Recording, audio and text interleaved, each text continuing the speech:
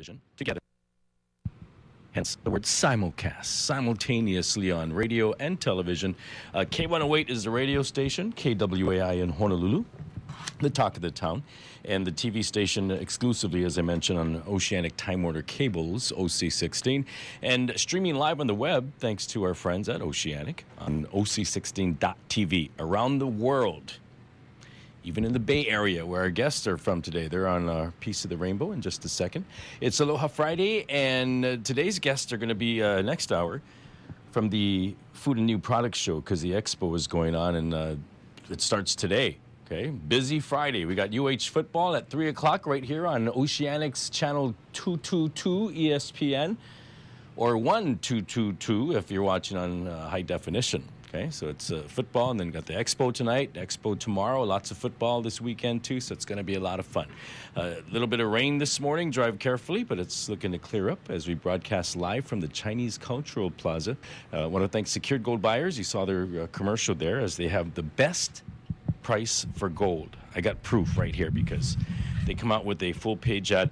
You know, I wanted to say that my sponsor here, Secure Gold Buyers, were first with the full-page ads, and they were paying top dollar and the bonus. In fact, they give 20% more than whatever they pay out. They just tack on another 20%. That's just because that's how they do it. Everybody's trying to copy, and they put on 10 or 15%, but it's 20% more on all scrap gold, silver, and platinum. Okay, the scrap there, unbelievable. So full-page ad, there I am, Secured Gold Buyers.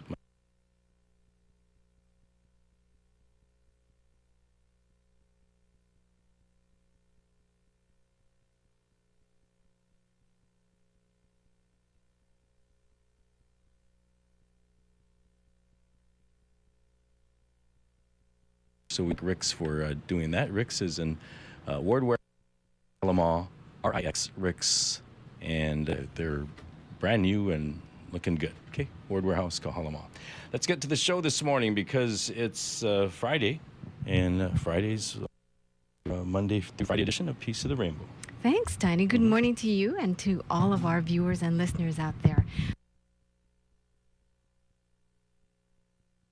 Get to promote some John Show. Of course, the John Nolan Show is right here on AM 1080. He's at 2 o'clock, right? Yeah, 2 to 3 p.m. every day, every Monday through Friday.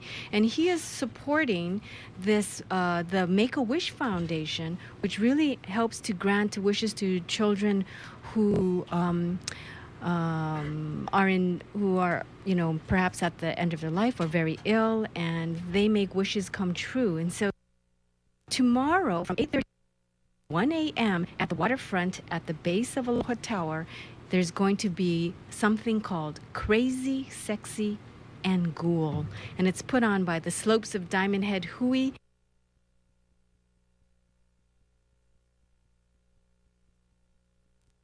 Huge party with lots of entertainment and food and all kinds of wonderful things. So I want to encourage you to think about doing that. And of course, the way to do that is to go to Crazy Ghoul.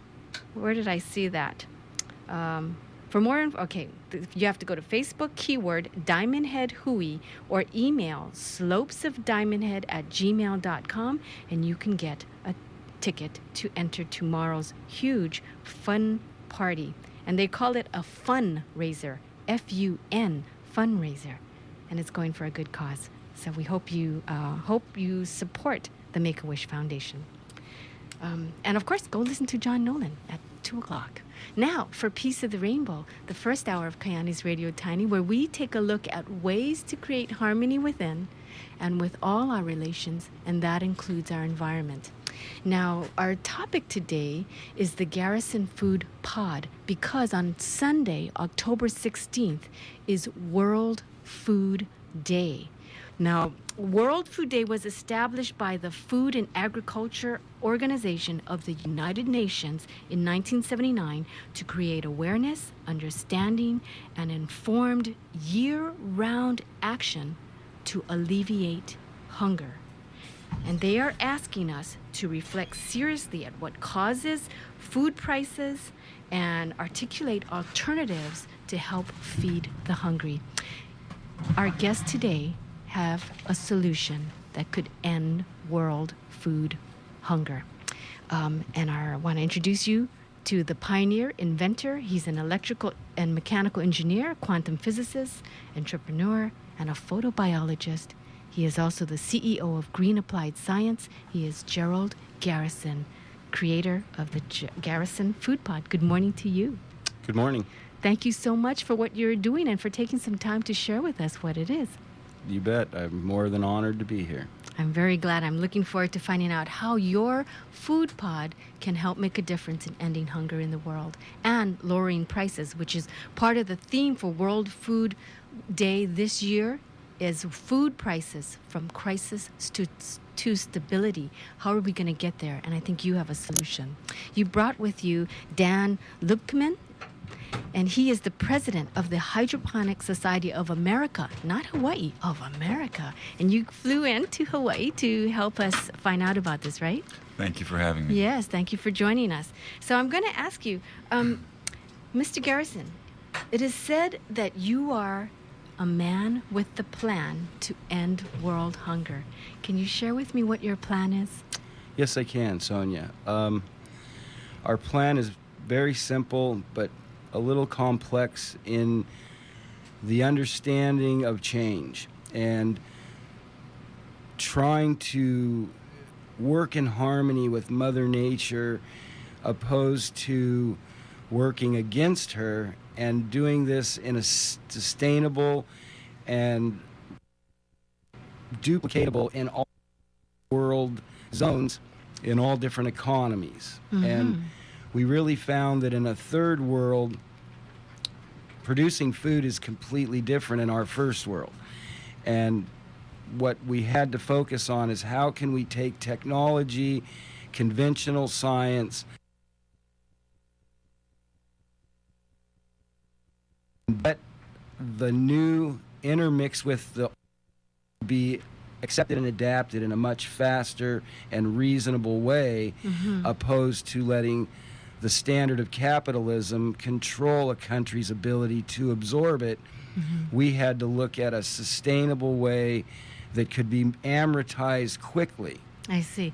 Now, Mr. Garrison, I think when we think of that we are hungry and we need food, here in Hawaii, we either go to the grocery store or we go to the farmer's market, or food comes from farms. And so to me, the main way we're going to address hunger is if we have food. And I'm wondering, I know that there are many issues about our food situation. I mean, I don't know if you have any ideas in terms of what our current food situation is. I was wondering if, Dan? The current food crisis is a global one. It's been happening for the last 10 or 15 years quietly. I think we're all aware of world hunger, the kids are starving every day. Even here in Hawaii. And we're feeling it more now. Now it's causing political unrest, for example, in the Middle East. Food shortages, countries where there are oil embargoes, or other places, Libya, Tunisia, are all struggling at a very basic level just to meet those very basic needs. In other countries, we feel it in the form of rising food costs. How about here in this country? I mean, bread is like $5 a loaf. And rising. Yeah. So it's become something that we can no longer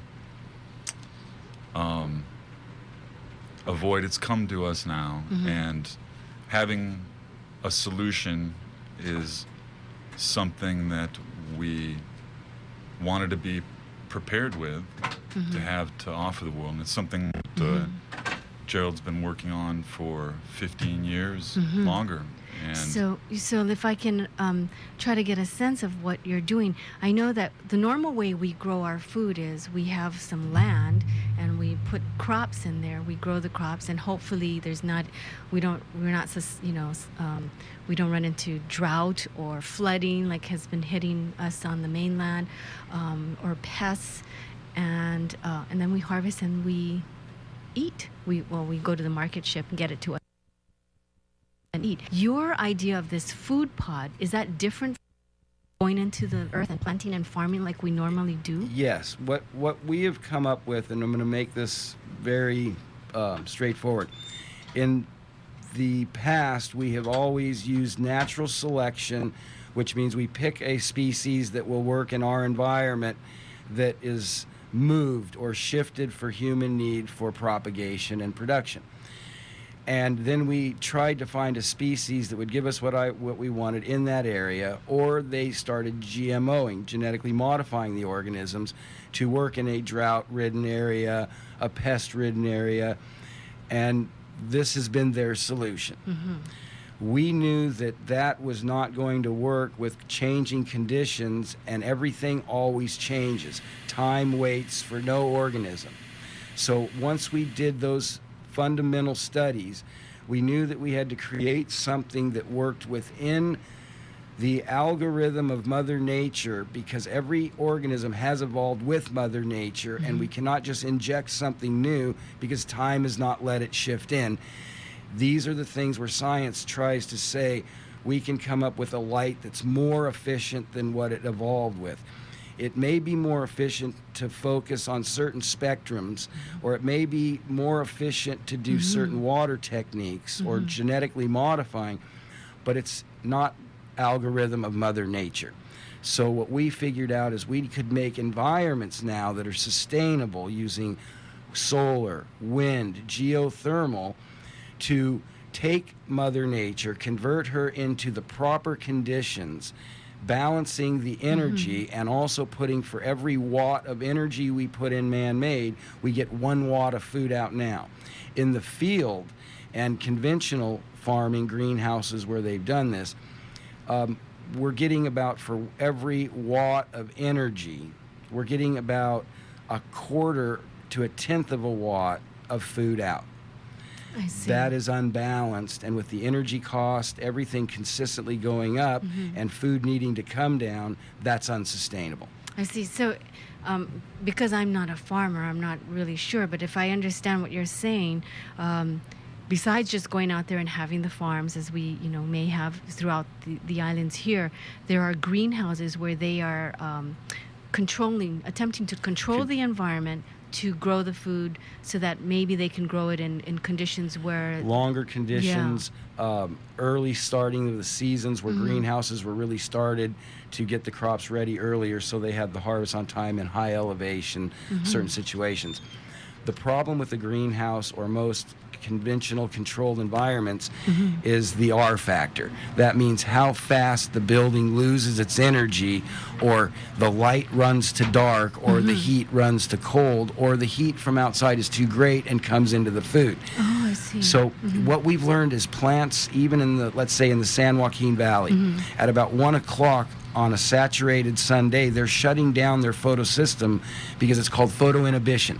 When the temperature gets too hot, over 78 degrees. Inside this greenhouse. Or at the actual plant surface. So even out in the field farming. When we are in the field and the sun makes the plants shut down, that's evolution. That's normal. The photoperiod keeps them open, so they follow their track. When we pay energy to make sun, then we can't make the grow environment too hot or let nature make it hot, because now we're throwing the energy out the window. The plants are shutting down. Either they're too hot, too much light, too little light, the soil temperature is wrong, or the humidities are out of balance.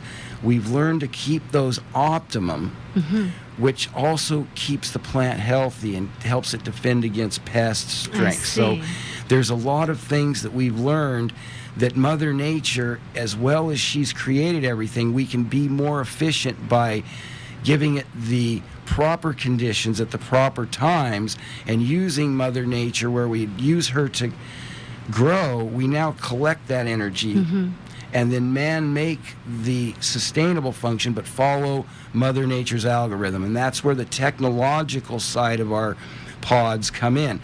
With the new technologies of computers and all of the things that have come in the last 20 years that's hurt our environment, it's giving us the technology to make these ballasts that run the bulbs just like the sun. We have the technology now to go to the laboratory and make the plasma in the lamps just like the sun. so we can bring all the natural conditions of outside, follow that, the temperature of the soil, all of the conditions we can modify for specific crops, and then we don't have the pest problem, so we don't have to spray things on. We don't have the weather change, so we have a consistent. And the bottom line is we have to get food off the stock market. We can no longer have the weather controlling futures and then making crops value fluctuate year to year, time to time, by gambling that Mother Nature is going to work. And that's where the food crisis starts, is our conventional thinking on food production. If we had that, of course, we would have food security. It is all about food security. Interesting. I know that you have some images, and I'm hoping that Tiny will pop back in and we will be able to take a look at some of these images. Because in my mind, I'm thinking, I still think when I think food growing, I see the farm with the plants coming out of the soil. But you're not actually planting food in the soil, right? In the earth. You're putting it into a building or a pod. And exactly. And then we're recreating those conditions where conventional hydroponics and a lot of indoor systems are modifying the systems for our needs as a human, not the plants. I see. So here are some images, and I'm again, we're speaking with Mr. Gerald Garrison, who is the creator of the food pod, which can provide food for the world. And Dan Lubkman. Yeah, go ahead, and you want to share what images we're looking at, Dan? This is a little bit about Gerald. He's far too humble to speak about himself as the inventor of the technology. But our work has appeared in magazines and publications around the world discussing food production technologies. We've circulated and published the food production program for many years now, which has been read, as it says, from the World Health Organization to the White House. This document has been around and really outlines what we're doing, why, and what can be done next to get started. The food pods are basically addressing what we were talking about earlier, directly addressing the food crisis, overpopulation as the Earth population doubles by the year 2025. We have a lot to prepare for, and I think many of the young people today aren't necessarily aware that water and energy and food are now the new gold, platinum, and silver for this new generation. And of course, food safety, and alleviating the burdens on the current food producers who are having a hard time keeping up. Exactly. And as Gerald and I were talking about last night, he mentioned that 10% of the food, like for example here in Hawaii, is actually grown in Hawaii. Only 10%? And 10% of the energy that Hawaii is using is being produced in Hawaii. So we're other than the everything else is imported oil that's burned. So the sustainables and all the energy that is being put towards a more green Hawaii is still only at 10% because the cost and the situation that our state is in to be able to embrace these technologies. And as we've had so much trouble here in the state embracing new technologies, we don't usually end up with the benefits. So as we look for Hawaii, this plan is built for Hawaii, and situations like Hawaii, not the optimum or the best conditions. We're starting with the most hard situations as a third world to embrace this, but because Hawaii has the proper conditions of the 10%, but great wind solar index, all the sustainables that are here, and the cost to operate are so high, and the environment is so fragile, we find that this will be the birthplace of our technologies. All of the people behind us understand that this is the learning ground, and I, from being from Hawaii, want to bring this technology first to our schools, to our colleges, and make Hawaii the learning ground for this technology, because the world really needs us to do this. So we were looking at some of the food benefits for these food pods that you're creating here. I know, of course, besides ending hunger and saving water, right? You're doing some of these things. Now, actually, in my mind, I'm still trying to get an idea of what does this look like? What would a food pod look like? I mean, is it like a greenhouse looks like, with a tenting kind of a thing over It's going to it, look or? like a building that is a Home Depot. Oh, okay. And so if one would just think of a Home Depot, take all of the stuff out of the Home Depot and all of the 400-watt lights that light for just the people to see and for the store to operate, and the HVAC system, which is the heating, cooling, and air conditioning, to keep that comfortable for those to shop, that will grow food. So we put the food each place where the lights are, or double the lights, and now take everything out, and that is a food pod by using the proper controls, the proper elements, and then bringing in the right soil, hydroponic medium, organic medium for each crop, each specific growing style. Is it a root crop? Is it a vining crop that we grow vertical? And that's what we're really doing, is we can turn 1/8 of an acre into 8 acres of production with the operating cost of 1/8 of an acre. Okay, so we just were looking at an image. Was that is this actually already it must be in existence. Is that yes. here in Hawaii? No, these are all in the mainland, where we could find the proper facilities to use as alpha beta testing to control everything, the growers, the setup, the power, the building of the situations, and do it with the teams of people to really get the data we need to know that we can grow microgreens at a very fast production rate at 1 watt of energy in and 1 watt of energy out, with great dynamics and with quality of food, where even in Las Vegas, where they would buy the mint and bezel at the casinos, the chefs would pay 3 times the value, because the quality is so much better than what they could get out of the San Joaquin Valley. So Can I here's ask, what I'm what's the asking. difference between this and the GMO stuff? You know, like, Oh, All of our food seed is natural and comes from all natural heirlooms. We don't use any GMOs because we don't have to. We ask the client or the customer, what is your reference from the ground? And then we recreate and what we call genetically modify the environment, but let all of the nature that made that organism what it is, we follow its rules. We do not ever but try to what if isn't it more important to have the regular sunshine and dirt and the nature? That's what we do. Right. We Yes. use all of that. We do not change any of that. Everything we break in simulates what the plant wants. But simulates, but coming from the sun directly as opposed to simulating is different. Isn't No, it? because we use those references for our. So in the lab, when we look at what soil does, until we replicate that exactly, it isn't natural. But it's words like replicate and stuff. It's like it sounds like it's a little deformed or different. You're in a Home Depot as opposed to on the agricultural lands. right. Well, that the one you're referencing hasn't worked. Oh. It was a solution that we could work with that was sustainable. Then we would definitely be on that. So understanding that humanity and the level that we are going to grow humanity in the growth of our population, Mother Nature or our oceans can no longer sustain it in its natural algorithm.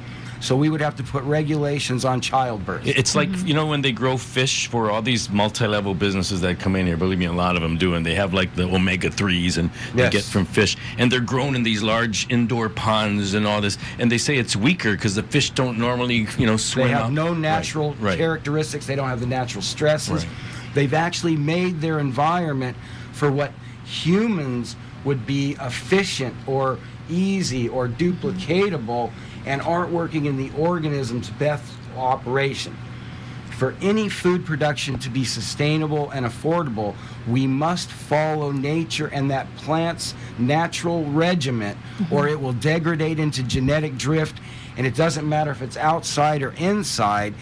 The quality, the phytonutrient value, the nutrients in the food that it holds are the main function that we're doing this for. So if they're not there, as we've learned in corn oils, if we don't have those natural stresses of the wind, as you're saying, and the earth normal and the rain, then they don't produce these oils and the proper functions that humans and all organisms need to eat.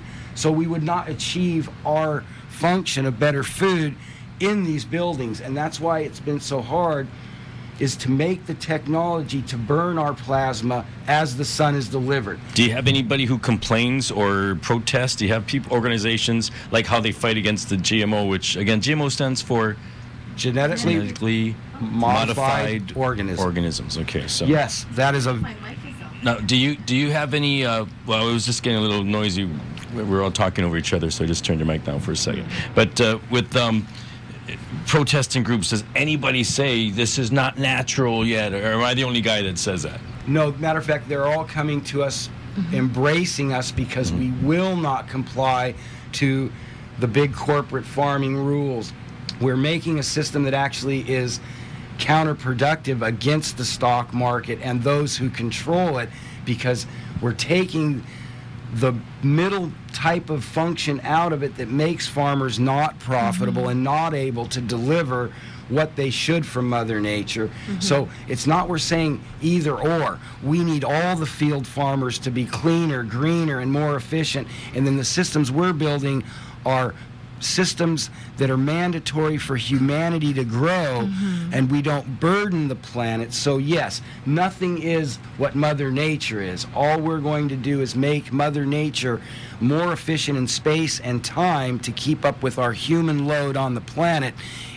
And that is something that's not going to change, but I'm with you. If we could live within Mother Nature's limits and have this balanced, and humanity could live within that, there is nothing better than Mother Nature. But is your food better than the normal one because it's our cleaner? Food cannot be better. It can just be as good as the best condition Mother Nature could give her without man's interjection or the organism being stressed because of nature and other insects or pathogens using it for food, taking it over in the natural function of Mother Nature. What I'd like to do in this we got a phone call. Let's take a phone call real quick. Hi, we don't want to lose them. Hi, thanks for calling. You're on Kayani's Radio Tiny.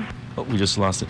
One last thing I wanted to say is, just because I'm a local boy, you know, I told you I'm a total shorts and slippers kind of guy. So I don't want to get bored, because watching the show, you know, if we just sit here and talk and show a few pictures, we should be more excited about this. This is something great that is being invented, that you can help us more food and feed the country, right? It's for you and for me and the whole entire race. Anyway, I just want to excited a little bit here on the show. So again, you're watching Sonia's Piece of the Rainbow, and our guests this morning are from the Garrison Food Pod, and Gerald Garrison and Dan, is it Lubkeman? Lubkeman. Sorry, guys, I just wanted to add some excitement there. But this is good. Like that. Thanks, this is good. Yeah, well, what I really want to do and take some time in this hour is for you to give us an understanding of how this actually would work. If it's not, as Tanya mentioned, you know, if it's in an enclosed system and not subject to our natural environment, how are you replicating the sun? I mean, the sun has a full spectrum of light, and so how are you bringing the sun into these plants? What we've done is, I was involved with the very first group of pioneers back in the early 70s who took the 1,000-watt and the 400-watt metal halides and the high-pressure sodium lamps that the Dutch are using in the greenhouses, that a lot of the farmers are using for propagation, early starting of their species. And we saw their limits. And exactly as you said, the sun is full spectrum. It's a long ways away, and it has frequencies that everything's evolved with. And even if humans find an efficient way or use a meter to see the efficiency curves of a plant, that's still just the knowledge that we've gained. It really doesn't mean that we can oversaturate an efficiency point on a plant with too much spectrum. Or let's say if a plant is very efficient at the red or the blue, We don't bombard them with more of that, but that's where the industry went. So are you saying that you are looking at the plants and you know what lights work best for which plants? What and then light? you are Well, giving that's where the them- science went. Where we went is we know that they evolved with the sun. Now, are they a direct sunlight plant? Did they grow under canopies? That changes if they're a more red light spectrum plant or a more blue light. But we really know that it's the sun. And then the filter conditions of where they grow are what they are.